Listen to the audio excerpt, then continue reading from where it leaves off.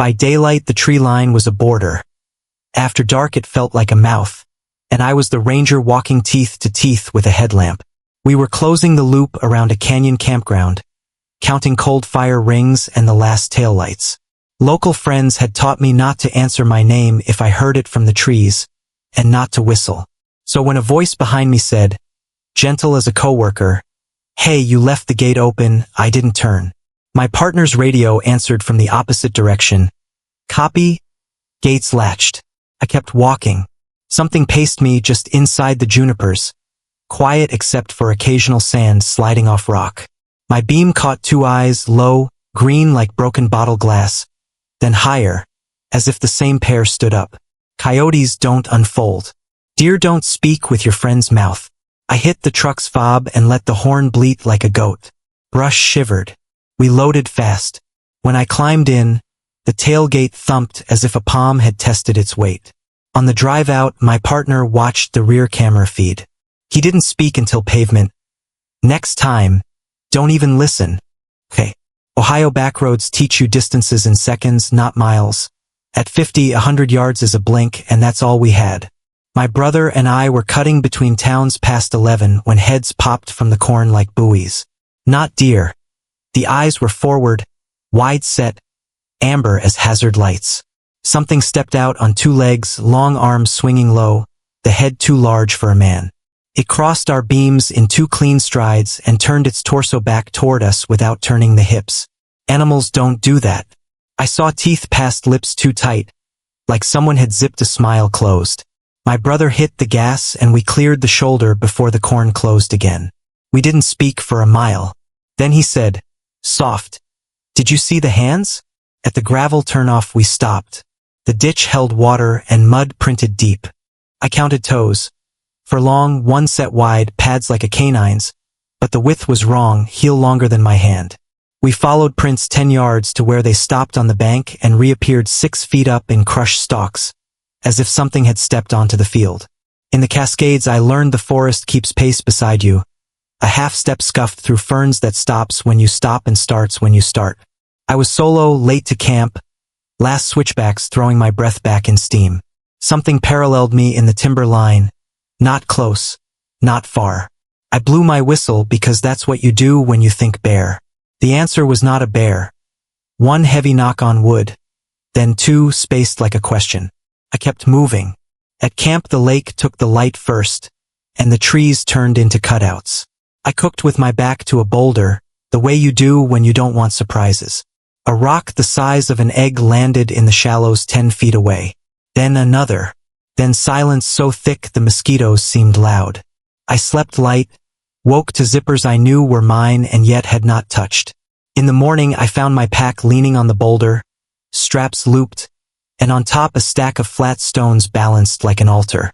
Across the lake a dark shape stood where no trail ran, broad as a door, and when I looked up, night shift at the oilfield turned steel into silhouettes and distance into tricks, but I trust my eyes more than most because my work depends on it. I was checking gauges at a tank battery when the yard lamp buzzed and went dim, leaving everything 2 shades too flat. On the catwalk to my left something was already there, crouched, limbs tucked long like folded cranes. It turned its head without moving its torso, and eyes caught what little light remained like marbles. I thought cat, then person, then neither. When I clicked my flashlight it didn't bolt. It tilted as if curious. The air smelled like hot dust and wet iron. I didn't look away as I walked backwards to the truck, keys buzzing against my palm. The beam skimmed knees that bent the wrong direction, hands ending in something not quite fingers. At the door I glanced down to find the handle, and in that slice of a second it leaped from the catwalk to the gravel below so cleanly I didn't hear it land. When I looked up again the catwalk was empty and the fence line rippled. I shut down early, radio to fault, and drove. Family camping teaches a different kind of listening, the sort where you wake to your kid twitching in a sleeping bag before they murmur, and you count breaths without knowing you're counting. We were one ridge off the Appalachian Trail, close enough to hear hikers in daylight, far enough to feel like the only light for miles at night. Around 2 a laugh cut through the trees, high and small and so much like our daughters that my wife sat up before she was awake. Our girl snored. The laugh came again from the dark, 2 tents over where nobody was camped. Then my wife's voice called my name from the treeline while she gripped my arm inside the tent. I unzipped slow so the teeth would not sound like panic. Out past the lantern's ring stood a shape taller than me, antlers branching wide as laundry poles. Deer feed head down. This stood too still, neck too long, staring like it understood fences. I threw a rock and it did not spook. It pivoted slow, like a costume deciding which way to fall. In the morning we found prints like hooves pressed deep beside shoe prints that matched our. Across the lake a dark shape stood where no trail ran, broad as a door, and when I looked up the treeline seemed to bend around it. It raised one arm slowly, not in greeting, more like someone checking how far they could reach. A flat stone clicked against the boulder by my knee. I packed in my food, kept the fire small, and pretended to read by headlamp while I watched my breath turn the night into brief clouds. At first light I broke camp in silence. Where the figure had stood, the shore was pressed with strides too long to fit my body, and on a low branch I found a twist of dark hair braided by wind or fingers, caught like a thought. I tucked it back and didn't take a photo. Some things belong to the trees. In the morning we found prints like hooves pressed deep beside shoe tracks that matched our daughter's sneakers, leading from the tent toward the trees, though she had never left her bag. Next to them, a second set matched the chevron on my boots, towing the same path even though I hadn't walked it. 20 yards on, the human treads vanished as the hoof shapes deepened. Each step sunk as if the ground had turned soft under just that weight. We broke camp without talking. At the trailhead the ranger studied the ridge instead of our faces and said, as if repeating a rule older than paperwork, "Up there, don't answer your name. I work nights on a service route between pump jacks, 50 miles of sage that look like the same mile copied over." The radio was quiet when I heard my nickname from the ditch line. My brother's voice, even though he lives 3 states away. I let the truck roll and didn't turn. Something loped inside the beams, first on 4, then on 2, keeping pace without breathing hard. Its shadow climbed the berm like a man's, but with a tail low and stiff. I killed my brights and the world went smaller. Then the clicking, tongue on teeth, slow, the way you call a dog that isn't yours. I drove home without stopping. On my porch the aluminum flexed under fast footfalls and something tested the knob. By daylight I found prints like a dog's but longer at the heel, nails splayed backward, and on the hood a ring of pebbles spelling the first letter of my nickname. I hunt the cedars north of Marquette. Before dawn I climbed into my stand and let the woods return to normal. Squirrels, then birds, then something bipedal, heavy, stopping when I shifted, starting when I stilled. A sour wet smell climbed first. The head rose through brush 8 feet up, canine, ears triangular and intent.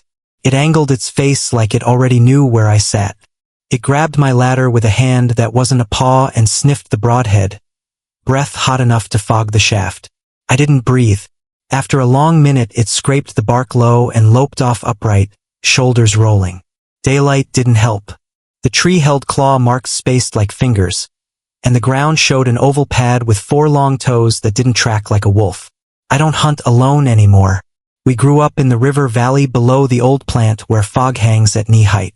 My girlfriend and I parked at the overlook to watch barges. Red eyes blinked from the slag pile like coals, too far apart to be a raccoon. When I hit the brights, wings unscrolled from a back that had looked hunched, and the thing lifted without a downbeat, like it was pulled. It glided across the road and settled behind the car so quietly my ribs went cold. I threw it in drive and it followed above the trunk, shadow doubling our taillights. The radio spat a strand of static that almost shaped words. At the bridge it peeled into the girders and was gone. In morning dust on the trunk held 2 prints like palms but longer, each with 3 tapering smudges where fingers would be. Night fishing on the bayou teaches you the difference between a splash that belongs to a gar and one that doesn't. My brother and I were gigging frogs under a moon that looked like a thumbprint. Cypress knees hunched like old men out of the water. On the levee something paced, keeping parallel with the slow drift of our boat.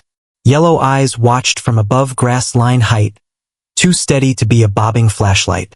Then the smell hit, wet dog laid over a penny jar. I stepped onto the riprap, tall as a doorjamb, chest deep, head canine but wrong in some way I still can't draw. Picked up a dead gar by the tail and threw it down into the bow, like a joke that wasn't funny. We backed oars without talking. On shore the next day we found prints across damp sand. Wide pads with long nails and a hint of heel, as if whatever it was could pick boulders with its hands or run on them. My last season on the mountain I took midnight shifts in a steel tower.